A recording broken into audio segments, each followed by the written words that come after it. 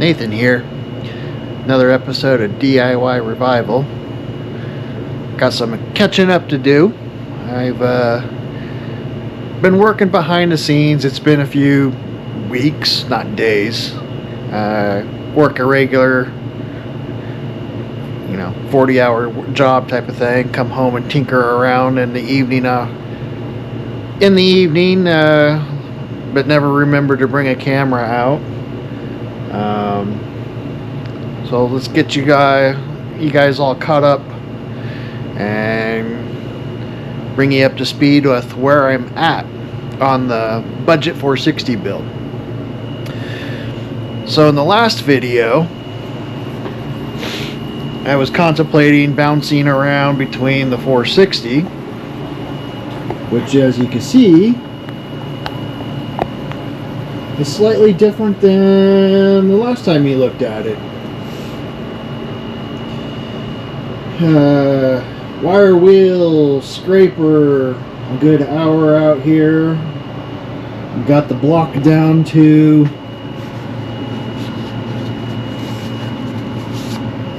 a cleanable surface. Degreased it with one more time, dried it off, and then ordered basically a case of duplicolor Ford Racing Green engine paint, and I was curious to see how well it would lay down and what kind of coverage it was. So I spent one evening on a warmer day that we've had out here and dusted it.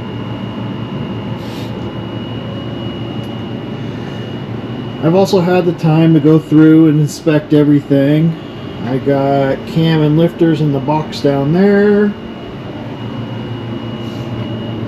Top of the safe is some more engine parts, oil pump, bearings, timing set, rings. Gasket set and pistons are over there. I chose to go with the 460. No displacement, or no replacement for displacement, I believe is how the old saying goes. And so I went with this. I did some measuring. It's not the most exact, precise method, but it does work. Is there a lot of air in it? Yes, there is. Or there can be.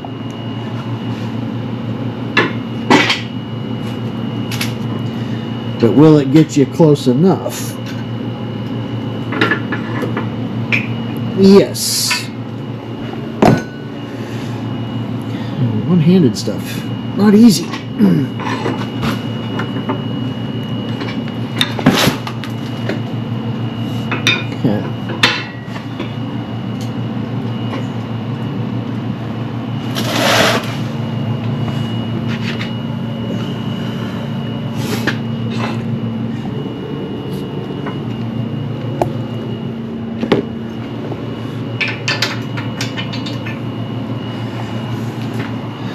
So, as you can see, I've done a quick rough hone,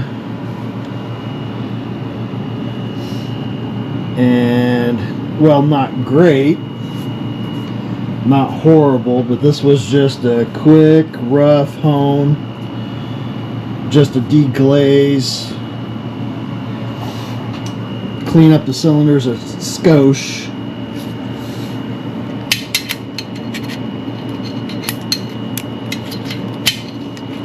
Harder with one hand, so I can get in here and measure cylinder bore. So what I did is I obviously removed all the pistons and rods, all 8 of them. I would then took the rings, and this here is, yeah, like I got some more explaining, catching up to do. This is a piston out of this engine. rod's already been removed from it. Take the rings off of it with the rod still connected, drop it back in the cylinder so it goes up and down really easy, and using the top of the piston to square my bore mic or bore gauge, get it square, up and down, left and right, up at the top, in the middle, down at the bottom, and then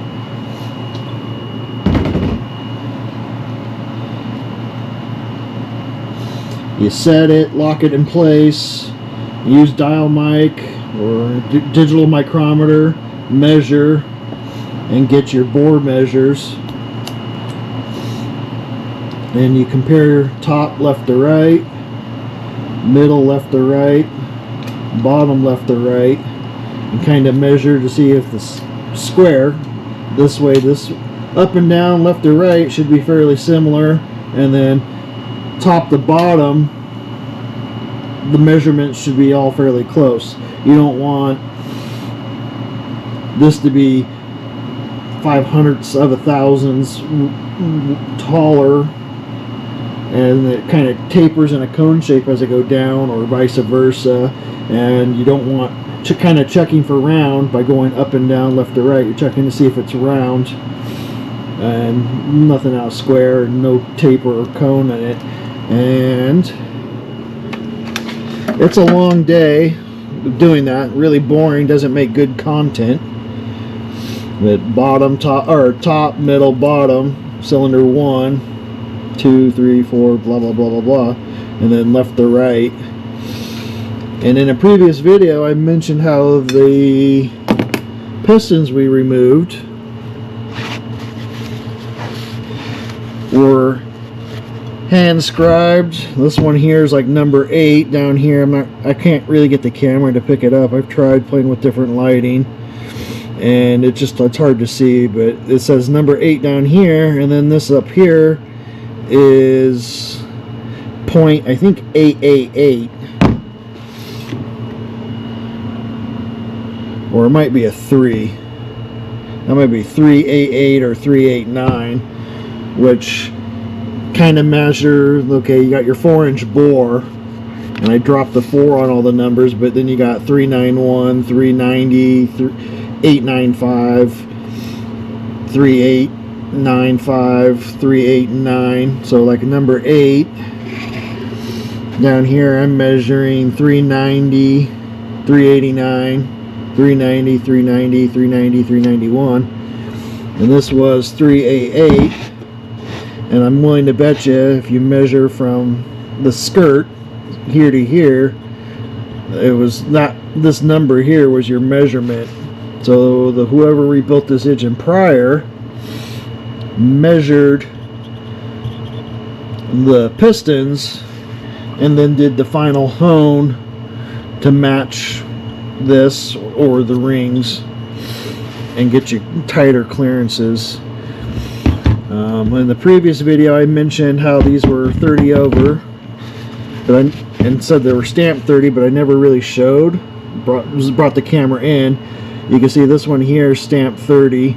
I have 7 pistons that are stamped 30, and then I have one oddball one where the 30 stamp is down here, which is interesting because inside, on the side of the skirts, you have the part number, which these are 418P, which 418 is a standard builder piston from like Sealed Power. It's a part number that's still used today. All 8 of them have the same part number on them, but I have one oddball piston where they stamped the 30 down here instead of inside the dish, and these are extremely deep dish. So as you can see, pistons are here, at least one piston's here, 6 are over on the other side of the garage. I have 7 rods right here, and you can see where they've been ground on for balancing. Somebody's balanced them before. And how I got this off of this, because these are a pressed fit piston. So the pin on these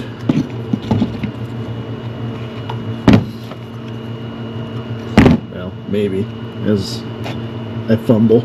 So we'll pause for a second.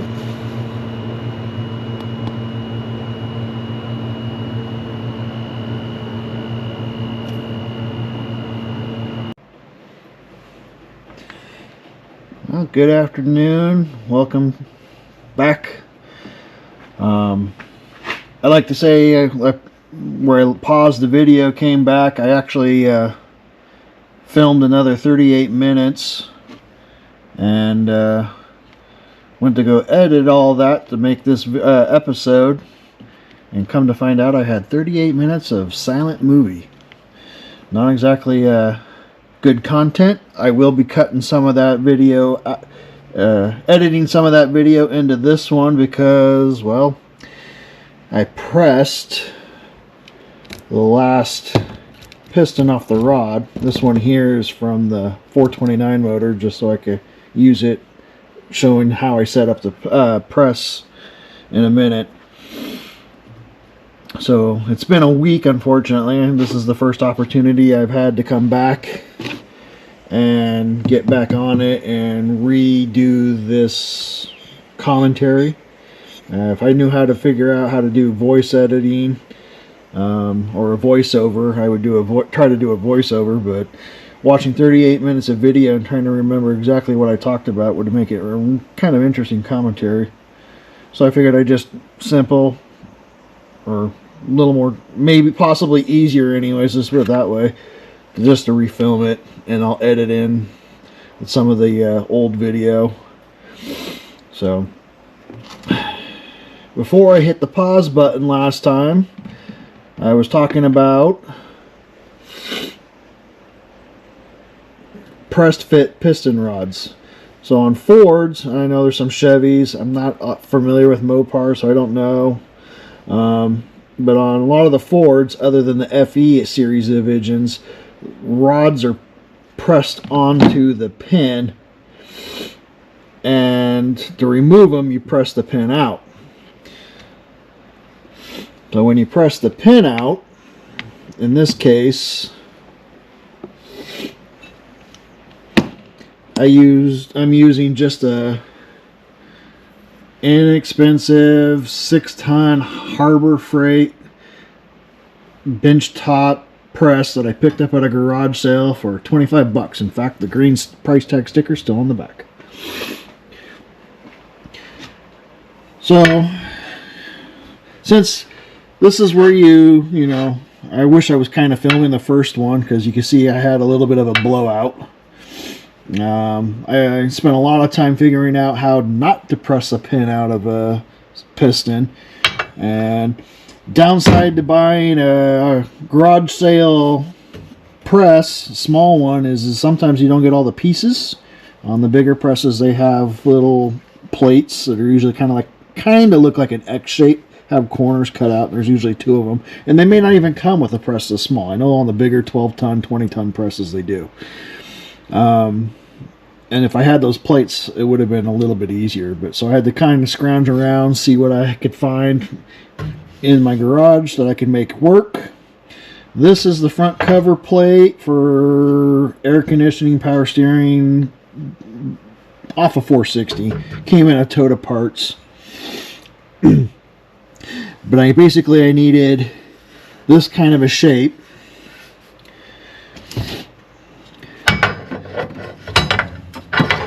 So I could set the flat of the piston on the curve down here, and this was wide enough up here for the flat land of the rings to clear. So I would slide that in like here, get the piston kind of set up how I wanted it to, and then so here's a pin from the piston that I broke. I'm basically using like a 12 millimeter socket, 1/2-inch drive. I did that because it has a taper on it, and the taper fits inside, helps kind of hold the socket. Less fingers, less hands. But you would put the socket in there.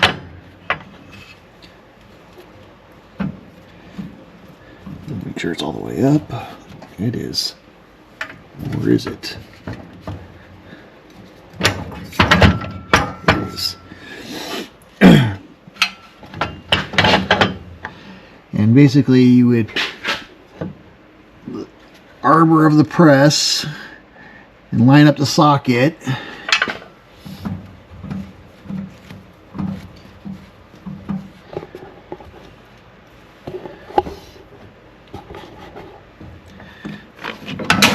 Get your jack handle, and we'll just kind of put tension on it. I'm actually not going to bust this piston wrist pin off because I'm not taking this motor apart. But you line it up, and then you just start cranking down, and it presses it'll pop the piston. It'll make some loud cracking noises, popping noises as it breaks the fit from the rod, and probably the seal and film and whatnot from oil changes, because you can kind of see where there's a line on. Here's where the rod was, and then you got your line where it was exposed, not in metal. So this was open, getting splashed with oil. And then up here is where it's inside the piston. But you press, pop it. I'll cut in the footage from the first filming of this silent, where you can see I press it, pops. When the pin falls out, it'll kind of make a piston will kind of go cockeyed, and the rod will drop all the way down to the bottom. And that's basically what you do to get these out, to press them out. You could cut them out as well. Go ahead and put this away, or I'll set this off.